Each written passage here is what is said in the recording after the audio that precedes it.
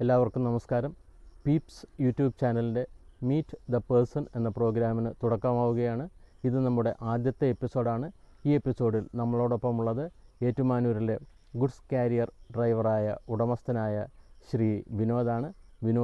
വിനോദിൻ്റെ goods കാരിയറായ saint മരിയായും നമ്മളോടൊപ്പമുണ്ട്. വിനോദ് അദ്ദേഹത്തിൻ്റെ ജീവിതമാണ് നമ്മളോടൊപ്പം പങ്കുവയ്ക്കുന്നത്.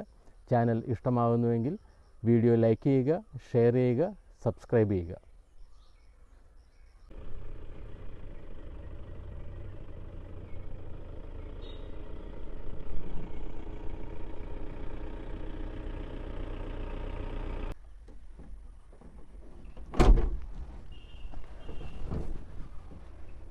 നമസ്കാരം. വിനോദേ നമസ്കാരം. നമസ്കാരം. നമ്മുടെ പീപ്സ് യൂട്യൂബ് ചാനലിൻ്റെ പരിപാടിയാണ്. നമ്മുടെ ഓരോരുത്തരെ പരിചയപ്പെടുത്തുകയാണ്. നമ്മൾ ഓരോരുത്തരുടെ അവരുടെ ജീവിതമാണ് പറയുന്നത്. അപ്പോൾ വിനോദ് വളരെ കാലമായി ഏറ്റുമാനൂർ ഗുഡ്സ് ഓട്ടോയിൽ തുടങ്ങി ഇപ്പോൾ ഗുഡ്സ് കാരിയറിലെത്തി നിൽക്കുന്നൊരു ഡ്രൈവറാണ്. അപ്പോൾ വിനോദ് എങ്ങനെയാണ് ഈ ഗുഡ്സ് ഓട്ടോ അല്ലെങ്കിൽ ഗുഡ്സ് കാരിയർ രംഗത്തേക്ക് വന്നത്? ഞാനൊരു 25 വർഷമായി വന്നിട്ട്. ഞാനിതുപോലെ ആദ്യമേ ഒരു ചെറിയൊരു പെട്ടിവണ്ടി എടുത്തു. പെട്ടിവണ്ടി ഇങ്ങനെ ഓടിച്ച് പോയി തുറന്നുകൊണ്ടിരിക്കുന്ന വഴിക്ക് അതിൻ്റെ കളം പിടി കഴിഞ്ഞപ്പോഴത്തേന് ഇച്ചിരി വലിയൊരു വണ്ടി എടുത്തു. അത് കഴിഞ്ഞിട്ട് ഇപ്പം മൂന്നാമത്തെ സ്റ്റേജിലാണ് പിക്കപ്പ്. എൻ്റെ ഈ വണ്ടിയായ പിക്കപ്പ് ഇപ്പോൾ ഓടിച്ചുകൊണ്ടിരിക്കുന്നത്. ഇത് 25 വർഷമായി ഇപ്പോൾ ഈ പരിപാടി തുടങ്ങിയിട്ട്. ലോകത്ത് വേറെ ഒരുപാട് ജോലിയുണ്ട്. വിനോദ് എന്താണ് ഈ ഓട്ടോയുടെ അല്ലെങ്കിൽ ഗുഡ്സ് ഓട്ടോയുടെ തന്നെ ജോലി ഏറ്റെടുത്തത്? ചെറുപ്പം തൊട്ടേ എനിക്ക് ഈ വണ്ടിയോട് അധികമായ ഒരു കമ്പം ഉണ്ടായിരുന്നു. അതുകൊണ്ട് ചെറിയൊരു വണ്ടിയിൽ നിന്ന് അങ്ങ് തുടങ്ങാമെന്ന് വെച്ച്. അപ്പം നമ്മുടെ പ്രധാനമന്ത്രിയുടെ ഒരു തൊഴിൽദാന പദ്ധതി ഉണ്ടായിരുന്നു, PMRY എന്ന് പറഞ്ഞ്. അപ്പോൾ അതിന് ഏറ്റുമാനൂർ SBT കൊണ്ട് അപേക്ഷ കൊടുക്കുകയും അവിടുന്ന് അവരത് അനുവദിച്ച് തരുകയും ചെയ്തു. ഇപ്പം 2 പ്രാവശ്യം അവിടുന്ന് കിട്ടി. അത് കഴിഞ്ഞിട്ട് പിന്നെ മൂന്നാമത് അതിൻ്റെ കടം വീടി കഴിഞ്ഞപ്പോഴത്തേനും ഇച്ചിരി വലിയ വണ്ടി എടുത്തു. വണ്ടിയോട് വലിയ ഇഷ്ടമാണെന്ന് പറഞ്ഞു. പക്ഷേ നമുക്കതിന് പാസഞ്ചർ ഓട്ടോ ഉണ്ട്, കാറുണ്ട്, ബസ്സുണ്ട്, ട്രെയിനുണ്ട്, വിമാനമുണ്ട്, അങ്ങനെ പലതും ഉണ്ട്. പക്ഷേ വിനോദ് തിരഞ്ഞെടുത്തത് ഗുഡ്സ് ഓട്ടോയാണ്. അതെന്താ കാര്യം? ഇതാകുമ്പോഴത്തേനും നമുക്ക് പലരെയും നമുക്ക് ഈ സാധനം കൊണ്ടുചെല്ലുമ്പോൾ സഹായിക്കാനും അതിനൊക്കെ ആയിട്ട് സാധിക്കും. അപ്പം പിന്നെ ഇതാണെന്ന് എനിക്ക് ഏറ്റവും ഇഷ്ടപ്പെട്ട ഒരു ജോലി. അതുകൊണ്ട് ഞാൻ ഇതങ്ങ് തുടർന്നുകൊണ്ടിരിക്കുകയാണ്. വിനോദി എല്ലാവരെയും സഹായിക്കാൻ ഈ ജോലി നല്ലതാണെന്ന് പറയും. ഇതെങ്ങനെയാണ് സഹായിക്കുന്നത്? ഇത് സാധനം കൊണ്ടൊക്കെ ചെന്ന് കഴിയുമ്പോഴത്തേനും അവിടെ ആരും ഇല്ലെങ്കിൽ ഞാനിവിടെ കൂടി അവരെ സഹായിക്കും. എന്ന് വെച്ച് കഴിഞ്ഞാൽ ഒറ്റയ്ക്ക് ഉള്ളെങ്കിലേ ചെറിയ രീതിയിൽ അവർ ഹെൽപ്പൊക്കെ ചെയ്ത് കൊടുക്കും. പരക്കെ പറഞ്ഞു കേൾക്കുന്നുണ്ട്, വിനോദിനെ ഒരു ഓട്ടം വിളിച്ചു കഴിഞ്ഞാൽ, ഒരു സാധനം കൊണ്ട് ചെന്ന് കഴിഞ്ഞാൽ വിനോദ് അത് ഇറക്കാനൊക്കെ കൂടെ നിൽക്കും, ഇറക്കാനൊക്കെ ഒത്തുകൂടും എന്നൊരു സംസാരമുണ്ട്. ഇതൊക്കെ ഉള്ളതാണോ? അതൊക്കെ ഉള്ളതാണ്. എന്നാ വെച്ച് കഴിഞ്ഞാൽ ഇപ്പോൾ അവിടെ ചെല്ലുന്ന സ്ഥലത്ത് ഇപ്പം തന്നെ ഉള്ളെങ്കിലോ അല്ലെങ്കിൽ ചില പ്രായമായ ആൾക്കാരൊക്കെ ഇറക്കാനായിട്ട് ചില ബുദ്ധിമുട്ടൊക്കെ ഉണ്ടെങ്കിൽ ഞാനിവിടെ കൂടി സംഗതി ഇറക്കി സഹായിക്കും. ഈ വിനോദിൻ്റെ അടുത്തൊരു 10 ചാക്ക് സിമൻറ്റ് വേണം എന്ന് പറഞ്ഞാൽ വിനോദ് ടൗണിൽ നിൽക്കുകയാണെങ്കിൽ 10 ചാക്ക് സിമൻറ്റ് വാങ്ങിച്ച് വീട്ടിൽ കൊണ്ടുതരും. ലോഡ് ഇറക്കിയതിന് ശേഷം വിനോദിന് പൈസ തന്നാൽ മതി. ഇത് വീട് പണിയുന്ന ആൾക്ക് വളരെ സഹായകരമാണ്. കാര്യം സമയം ലാഭം, 2 ഓട്ടം ലാഭം, അങ്ങനെ പലതുമുണ്ട്. ഇതൊക്കെ വിനോദം എങ്ങനെയാണ് സാധിക്കുന്നത്? ഇപ്പം നമ്മളോട് ഇപ്പോൾ ഒരാളൊരു ഓട്ടം പറഞ്ഞു കഴിയുമ്പോഴത്തേക്കും ചിലപ്പോൾ അവർ ഇവിടെ കാണിയല്ലായിരിക്കും. അപ്പോൾ ഇച്ചിരി അകലെയൊക്കെ ആണെന്നുണ്ടെങ്കിൽ ഇപ്പോൾ നമുക്ക് കടക്കാരെയൊക്കെ അറിയാവുന്ന സ്ഥിതിക്ക് അവരോട് പറയും സാധനം എടുത്ത് കഴിയുമ്പോഴത്തേനും വൈകുന്നേരം കൊണ്ട് തരാമെന്ന് പറഞ്ഞു കഴിയുമ്പോഴത്തേനും അവർ തന്നുവിടും. അത് കഴിയുമ്പോഴത്തേനും ആൾ വന്നു കഴിയുമ്പോഴത്തേനും അവർ നമ്മുടെ പൈസ തരും. ഞാനത് ആ കടയിൽ കൊണ്ട് കൊടുക്കും. അങ്ങനെ എല്ലാ കടക്കാരുമായിട്ട് വർഷങ്ങളായിട്ടുള്ള പരിചയമുള്ളതുകൊണ്ട് അത് കുഴപ്പമില്ല. അല്ലാതെ എപ്പോഴും കീശ നിറയെ കാശും കൊണ്ട് നടക്കുന്നതുകൊണ്ടല്ല അല്ലേ?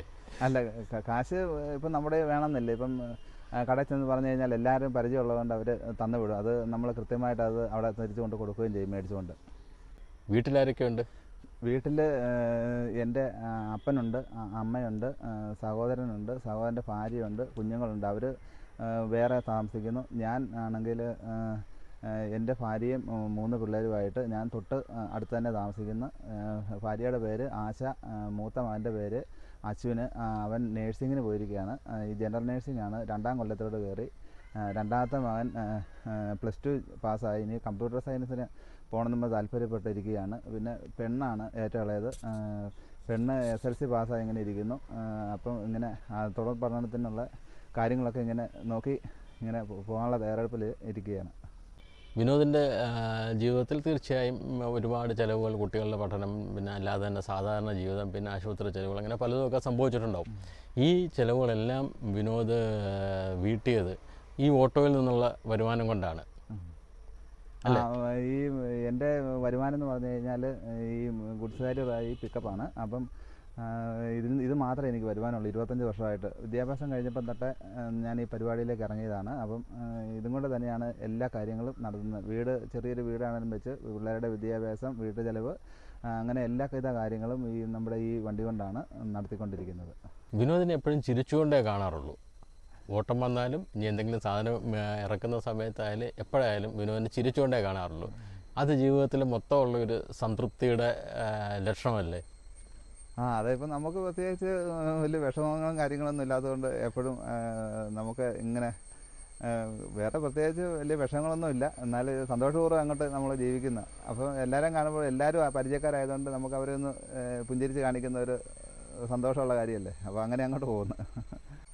അപ്പോൾ നമ്മൾ സന്തോഷമായിട്ട് പോകുന്നു. നന്നായിരിക്കട്ടെ, ദൈവാനുഗ്രഹമാണ്. അതൊക്കെ വളരെ സന്തോഷകരമായ കാര്യമാണ്. ഈ പണിക്കകത്ത് ചില ബുദ്ധിമുട്ടുകളും ഇല്ലേ?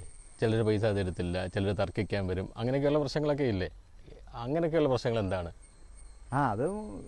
ഇങ്ങനെ ഇപ്പം കുഴപ്പമില്ല. ഇങ്ങനെ ഈ വണ്ടിയല്ലേ, അപ്പം അതിൻ്റേതായ ബുദ്ധിമുട്ടും കാര്യങ്ങളൊക്കെ ഉണ്ട്. ഇതിപ്പം നമ്മൾ പാസഞ്ചർ പോലെ അല്ലല്ലോ. ഗുഡ്സ് കാരിയർ എന്ന് പറഞ്ഞു കഴിഞ്ഞാൽ അതിൻ്റെ ലോഡും കാര്യങ്ങളൊക്കെ സമയത്ത് ഇങ്ങനെ കൊണ്ട് കൊടുക്കുകയും ഇതിൻ്റെ കയറ്റിയിറക്കും, അങ്ങനെയൊക്കെ കാര്യമായ ബുദ്ധിമുട്ടും കാര്യങ്ങളൊക്കെ ഉണ്ട്. പിന്നെ വണ്ടിക്കും ചിലവും കാര്യങ്ങളൊക്കെ ഉണ്ട്. പിന്നെ ഈ ഫീൽഡ് എന്ന് പറയുന്നത് പിടിച്ചു നിൽക്കാനായിട്ട് ഇച്ചിരി പാടാണ്. എന്നാലും പിന്നെ നമ്മൾ തൊഴിലിങ്ങനെ തുടർന്നുകൊണ്ട് പോവുകയാണ്. അപ്പോൾ നമ്മുടെ ഡീസലിൻ്റെയൊക്കെ വില ഇടയ്ക്കിടയ്ക്ക് കൂട്ടുകയാണ്. നമ്മുടെ ഇന്ധനങ്ങളിലെല്ലാം വില വർദ്ധിക്കുന്നു. അതുപോലെ തന്നെ സ്പെയർ പാർട്ടുകളുടെ വില വർദ്ധിക്കുന്നു. വണ്ടിയുടെ ടാക്സ് കൂടുന്നു. ഇതൊക്കെ എങ്ങനെയാണ് തരണം ചെയ്യുന്നത്? നേരത്തെയൊക്കെ ആയിരുന്നെങ്കിൽ ഡീസലിനൊക്കെ ഒത്തിരി വില കുറവുണ്ടായിരുന്നു. അന്നേരത്തേനും നമ്മുടെ പോക്കറ്റ് ബാലൻസ് കണ്ടേനെ. ഇപ്പം അങ്ങനെ ഈ ഡീസലിനൊക്കെ ഇതുപോലെ വില കൂടിയതുകൊണ്ട് നമ്മുടെ പോക്കറ്റ് കിടക്കേണ്ട പൈസ അത് വേറെ പമ്പുകാരുടെ കയ്യിൽ ചെല്ലും. ഇപ്പം നമ്മുടെ പോക്കറ്റ് കിടക്കേണ്ട പൈസ ഇപ്പം നമ്മുടെ കൈ കാണിയല്ല. ശരി, നമ്മുടെ നാട്ടിൽ പല റോഡുകളും മെറ്റലിളകിയും തകർന്നും ഒക്കെ കിടക്കുകയാണ്. ചെളിയുള്ള റോഡുണ്ട്, ചില സ്ഥലത്ത് കുന്നിൻ്റെ മണ്ടയ്ക്കോട്ട് കയറേണ്ട സംഗതിയുണ്ട്. അങ്ങനെ വിന്ധ്യം പിടിച്ച് ഒരുപാട് റോഡുകളിലൂടെ ചിലപ്പോൾ ഓടേണ്ടി വരും. അപ്പോൾ അങ്ങനെയുള്ളൊരു സ്ഥലത്ത് ഒരു വീട്ടുടമ കുറച്ച് സിമെൻറ്റും കുറച്ച് കമ്പിയും കുറച്ച് മെറ്റലും ഒക്കെ എടുത്തുകൊണ്ട് വരണമെന്ന് പറഞ്ഞാൽ വിനോദ് പോകുമോ? ഞാൻ പോകും. എന്നെ ഏത് ഓട്ടം വിളിച്ചാലും ഞാൻ പോകും. അങ്ങനെ ഇപ്പം ചള്ളോട്ടാണോ നല്ല ഓട്ടാണോ എന്ന് ഞാൻ നോക്കാറില്ല. എന്നെ ആര് വിളിച്ചാലും ഞാൻ പോകും. അത് എന്നാ വെച്ച് കഴിഞ്ഞാൽ അത് കൃത്യ സ്ഥലത്ത് നമ്മളെ കൊണ്ട് സാധിക്കുന്നതാണ്. കൃത്യമായിട്ട് അവരുടെ സ്ഥലത്ത് എത്തിച്ചിരിക്കും, യാതൊരു കുഴപ്പവും കൂടാതെ.